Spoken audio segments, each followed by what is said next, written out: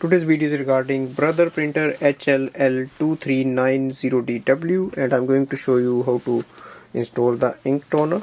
So ink toner comes in a packing, so just take it out, and here we can see, and it is sealed as well, so you just have to remove this seal.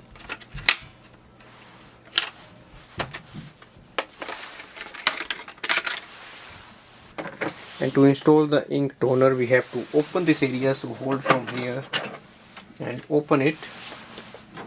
Now the ink toner will go inside here, and to insert the ink toner you simply have to take it like this. As you can see, the Brother logo is on the upside, and you have to just slide the ink toner in simply, and when you push it, it will lock. Now it is installed, and we have to just close the door and just wait for the printer to start working. This way we can easily install the ink cartridge toner in this printer. Thanks for watching.